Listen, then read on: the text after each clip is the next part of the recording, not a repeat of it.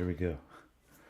So tonight I have a slightly different plan for things here.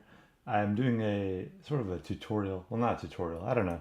I guess it's if you've never done this and you want to make one. This is a very powerful technique, and I haven't done a magical technique video in quite a while. It's like the one I did before on sigil magic is probably the one that I'm happiest with, I guess. But tonight I have something slightly different. It's about making a magical device or amulet or talisman, whatever you want to call it, that will that will allow you to have some very powerful magical experiences unbeknownst to you otherwise. I've never done this technique exactly, so I was thinking about I wanted to make sure I incorporate it, not just teach it. I wanted to actually do it. So I'm going to show you the item that I found and how I found it, and then I'll give you some suggestions on how you may want to select your own and how you can incorporate it in your day-to-day life or your magical practice or whatever you do, and bring some magic into your life. So I have some notes. I'm just going to kind of work through them and then give you some ideas, hopefully, on how you can take this into your own hands and do something with it. And I'm going to kind of tie it to the sigil magic video that I did before that I'll link to when I'm done with this video, but you don't need to. You can always, pretty much all these, I think I've said before a million times that I'm more like into chaos magic, and you don't have to follow any rules. You can do whatever works for you and make it your own. So so the idea of having some kind of a magical device, whether it's whatever it is, it could be, a necklace, a ring, anything really, a rock, whatever you think you find is something that's relevant and meaningful. That's what's going to be important, because creating meaning out of nothing or out of something that isn't significant in any major way and bringing significance to it is really what magic is. And that's what we're doing. And that's what, you could use a pre-created device, like, a necklace with a cross or a Star of David or whatever, there's a million symbols. You can use somebody else's, and that's fine too. But and you can do this with the things I'm going to suggest. You can do that with these pre-existing ones, but I kind of like the idea of using one that's more personally selected, at least, or personally created. You can make your own. So the idea is that you can pick something that's personally meaningful. And in the case of mine, well, let me explain what mine is, and then I'll show it to you to build some suspense. So I was looking for something that would have meaning, and I'm in Japan right now, in near Osaka, and I kind of didn't know what form it was going to take, and how it was going to be, or what it was going to look like. And then I was walking around, and I saw in the store these little tiny character things, and I don't know what it is. I don't know what. It's just like this. I'll show you in a minute, but I just want to describe it so you can imagine it first before I show you. So it's like this really tall creature. I mean, it's only a few inches tall, and then it's like pink, and it has long arms and legs, but no hands or feet really. And it's kind of like a cat, the face, and then on its chest or its front, it has like 9 strawberries floating in the clouds. And his face, or her face, I kind of like the idea also that the gender is very indeterminate. It's like smiling and optimistic. So having described that, let me show you the creature that I'm describing. And I have no idea what this is. If it's from some, actually the light's not the best. Hope you can see it. Yeah. Okay. So I don't know if this is from some cartoon or something, or TV series, but it was it was calling out to me as something that was relevant as a personality that I could relate to, as some creature that is fearless and full of personality and spunk. And yeah, so this I chose this as my item. Plus, it's also really small. Like I could use it as a keychain. I don't have any keys right now, but if I have keys in the future, I can attach it to a necklace, put it on an ear, whatever. Yeah, there's a million different ways you can carry it along with you. I think that's kind of a key idea, though, is that have it small enough that you can bring it with you everywhere. Maybe put it in your pocket. I'll probably keep this in my pocket when I'm out and about. And yeah, you can make your own. You can carve your own. You can make origami. Something that it can be. I don't know. I suggest though that it's not too big because you want to be able to take it with you wherever you are. And then once I had it, once I found this, I was like, okay, that's a character, and I started giving it a personality. So I was imbuing it or endowing it with personality, and it wasn't that difficult because he or she, the colors are kind of off because I have the filter on, but it's it's kind of like pink and yeah, covered in strawberries in the clouds. So this is like an unusual person. It's almost like a I don't know if you guys have seen that movie Harvey. It's about this invisible rabbit that James Stewart can see, but nobody else can see. So this is kind of like my Harvey character. Um, Maybe in real life he's actually like 12 feet tall. I don't know. So that's like a personality. And once I've had it with this personality, I decided to give it a name. I said, what name can I give it? And by the way, like I know this sounds like very strange, right? And I agree, but that's why it works because nobody else is doing it for the most part.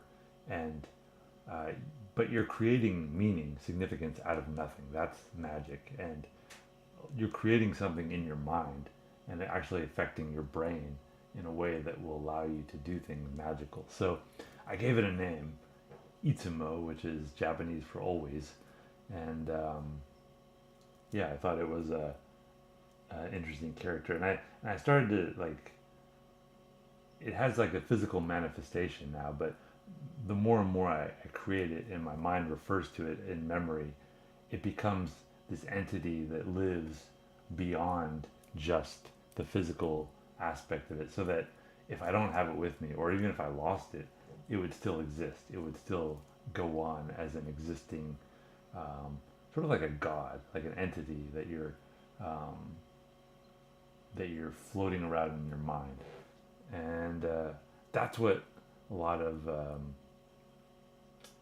these entities, whatever you want to call them, are. They're portals to different personalities, and it can be part of your own personality. You can view it as some personality out there, but it's also like it's in your head, so it's part of your personality. So what's really the difference?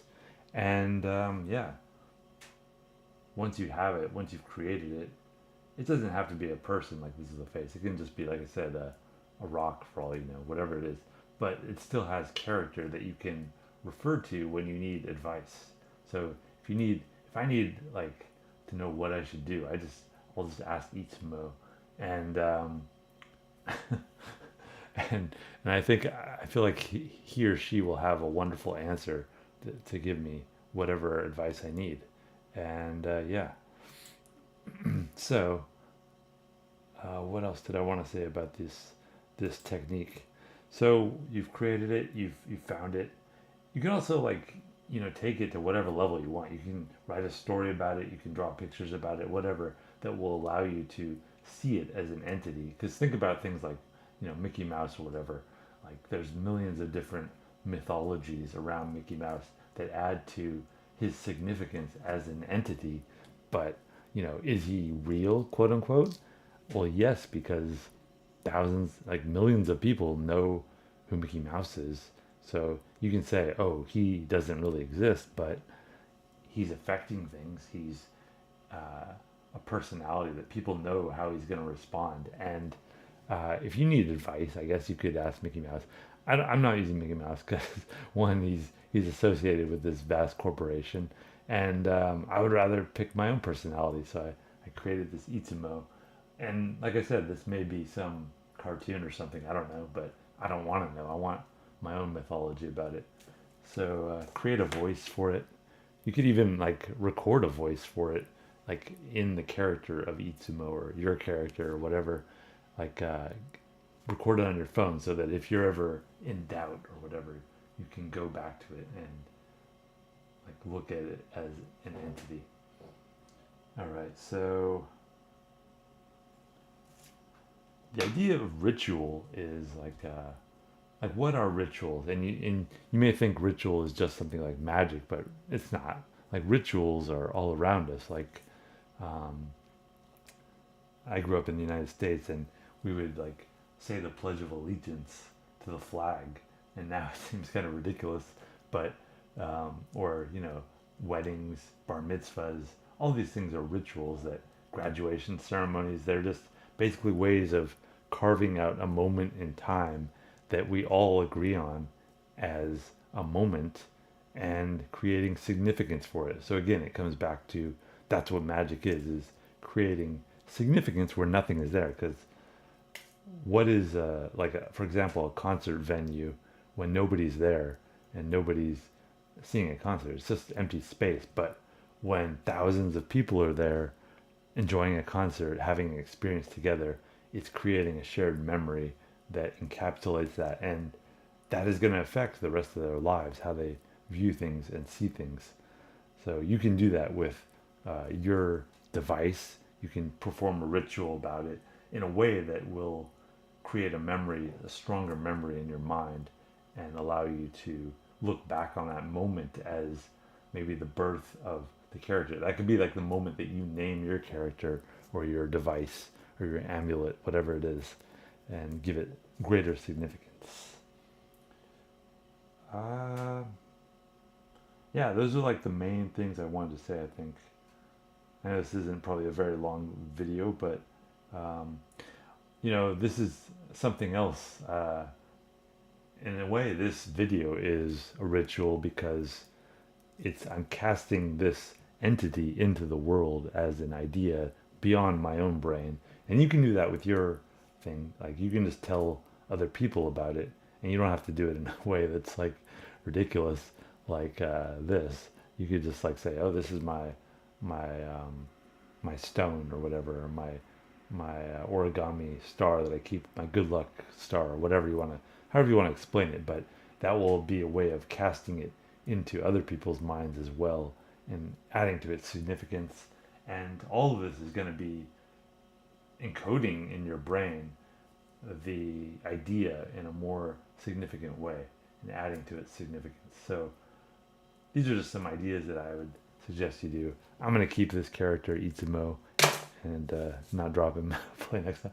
And yeah, I feel like I didn't know that day, a few days ago when I found Itsumo, what I was going to find. And sometimes that's the best way, is like to go out not really knowing exactly what you're looking for, but knowing when you find it, what it will look like, but not being too specific beforehand, just allowing things to happen.